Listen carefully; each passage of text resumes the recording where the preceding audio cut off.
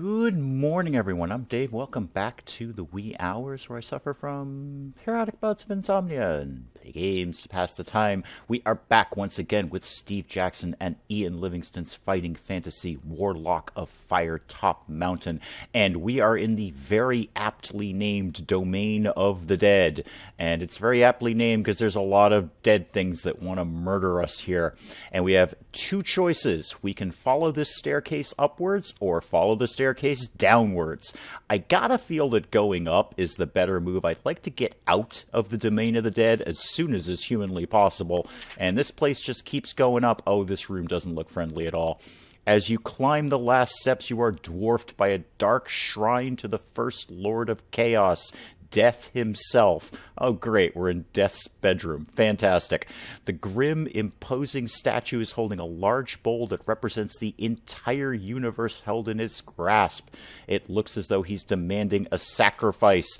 The Dark Lords are grim creatures. I wonder what goes in the bowl. Suddenly there's a horrific shriek and a dark shape swoops down towards you. The ragged undead bat is a bloodwing and is eager for your blood. You must react quickly. Well, apparently we can't pour blood in the statue's bowl because, well, I guess we don't have any. I have a lot of blood in my body. Could we kind of make that happen? I've got a sword. Okay, combat it is. Fight the bloodwing. All right, well, our stamina is pretty good. Oh, there's way more. You said blood wing. You said blood wing, singular. These are bunches of blood wings. This is not a blood wing. Okay, let's see if we can do the quick jab over here. Okay, good. And you're probably going to be pretty blocked there, so can we do a piercing strike here? Oh, you moved over there. I didn't even see that square. Darn it, darn it, darn it. Okay, let's go for an attack on you. Yes, you stayed where you were. Good. And I'd love to see if I can just finish you off. Let's just move. You know what? Let's attack here. See if somebody comes in here. No. All right. I don't know what pressing means, but he's doing it. I really just want to get this guy out of the way, but let's just attack you. Probably going to be a clash. Yep, it's a clash. And we're kind of evenly matched. I got the win. Now, I want to attack you and see if we can just get... Oh, you moved. Darn you. Darn you to heck. Do we have a cooldown? Yeah, we can do the quick jab. Cooldown's down. Good. One out of the way. Excellent. One out of the way. Let's do... There's nothing I can do over there. So let's move here. Yeah, move here. Okay. And let's attack you. I want to get these guys out. Oh, we're clashing. All right. Come on. Good roll. Good roll. Good roll. Okay. He's down. All right. I have my cooldowns are still cooling down. So let's move over here. Actually, let's just move out of the way. Ah, good move. Called that one. I'm terrible at combat in this game, but I actually made that happen. Yep, let's attack you. And we're clashing. No surprise there. Come on with the good dice. Oh, not so much with the good dice there. Seems like you're going to move away. Let's try and attack here. Yes, got you. Yes, and you only have 2 stamina left. One more good hit does it. Are you going to stay where you are, or are you going to move? Let's try an attack here. Okay, we both failed at that one. Let's try an attack here. Yes, all right, good. Not too bad on that. Took a couple of hits, but not too bad. We've defeated the Bloodwing. Let's continue through the opening in the wall. And where is that going to lead? Which way will you go now?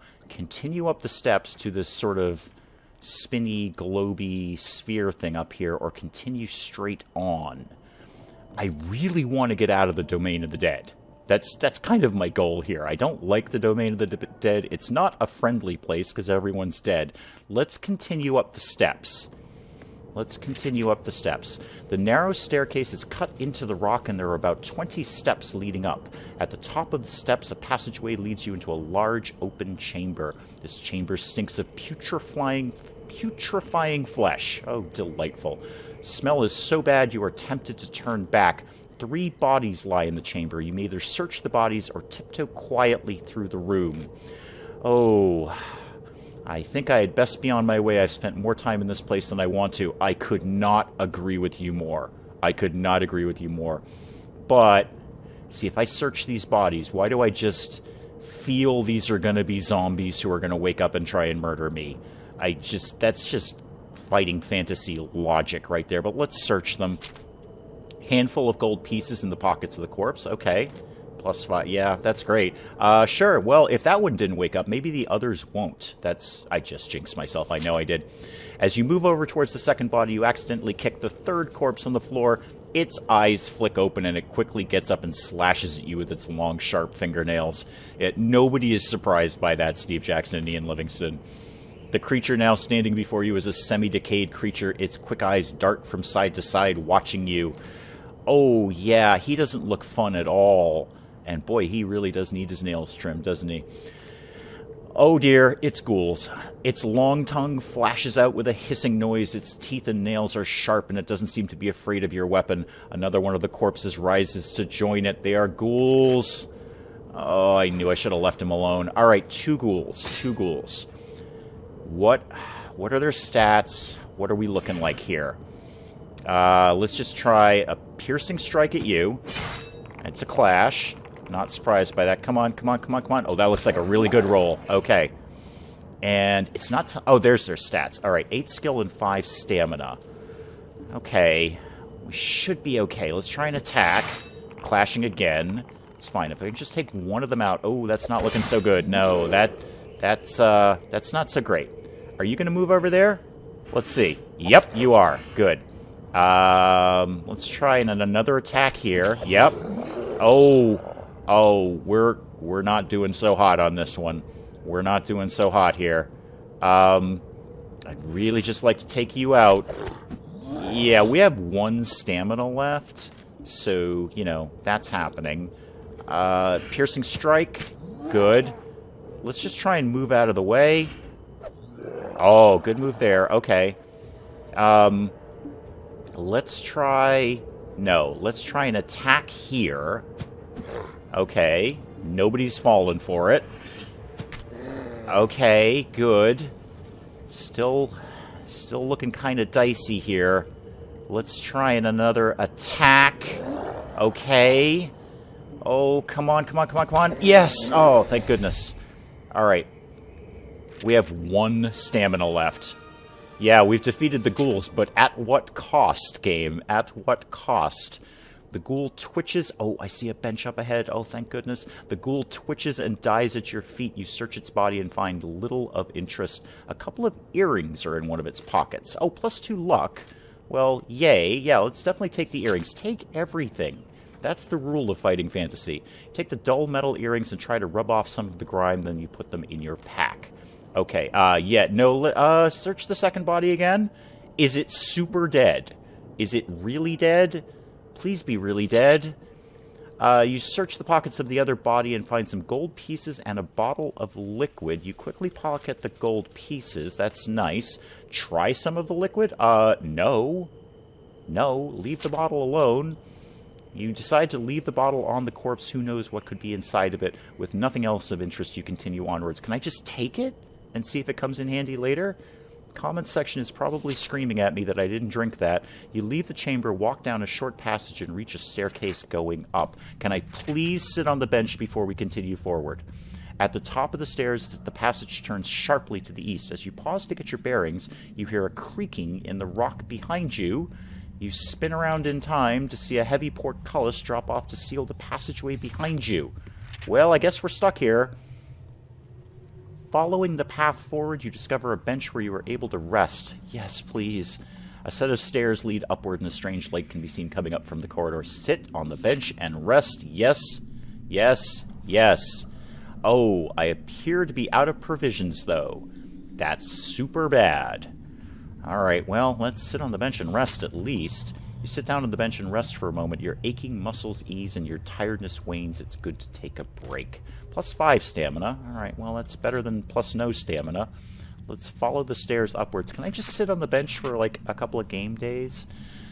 Stepping into a tall, pillared room, you're stunned by its centerpiece. In the middle of the room stands a large, intricate glass globe. Inside the globe appears to be a complex maze, constantly twisting and rotating. As you look closer, there seem to be tiny figures inside the maze. That is very impressive. The intricate details are mind-blowing. The maze seems to get larger before your eyes, and an intense light suddenly begins to shine. Before you know what is happening, the dazzling light has completely overwhelmed you. You feel dizzy and collapse to the floor. The bright light that surrounds you fades, and you appear in a square-shaped room paved with strange purple flagstones. You feel lightheaded and highly disorientated. Bizarre crystalline structures surround you, and you have a distinct feeling that you are now somehow within the globe you encountered. Many of the items around you match the features you saw in the glass sphere.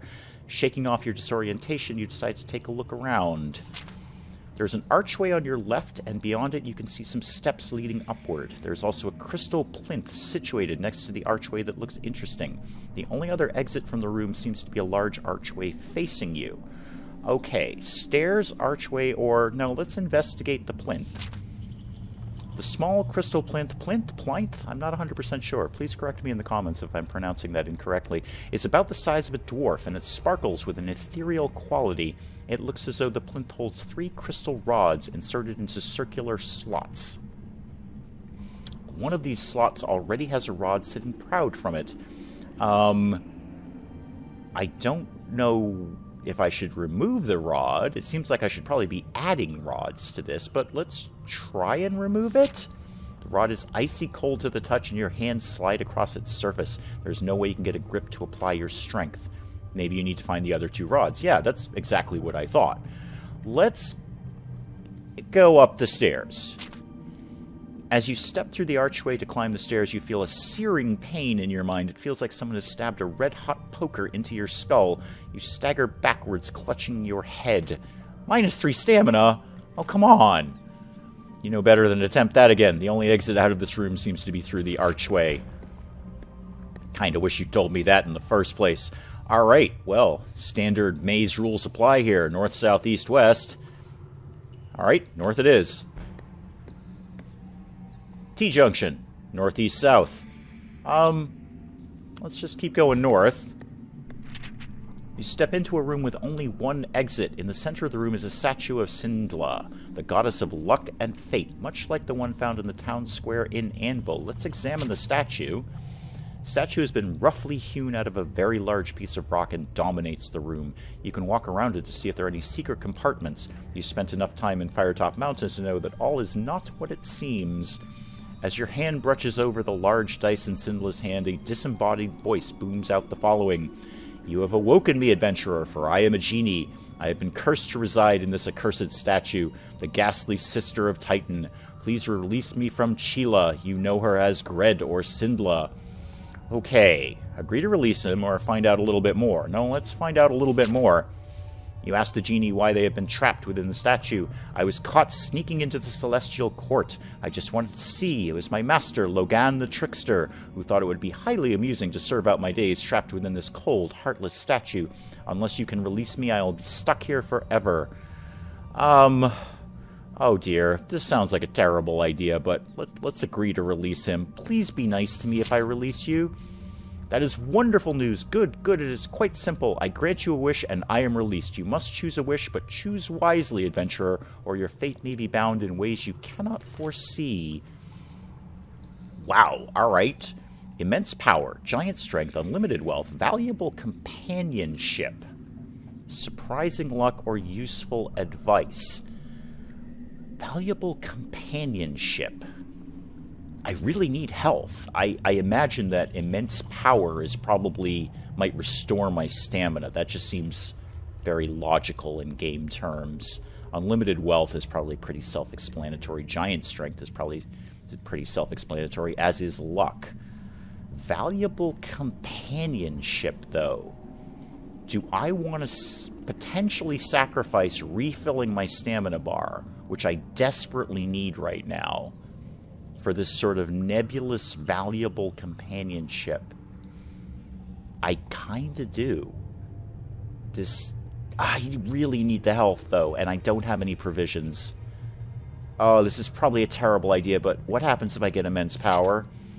You wish for immense power, bellows the genie. From Sindla's eyes, what seem to be 2 arrows of blinding light fire towards you. They strike you in the chest, and you fall backwards as an excruciating pain racks the whole of your body.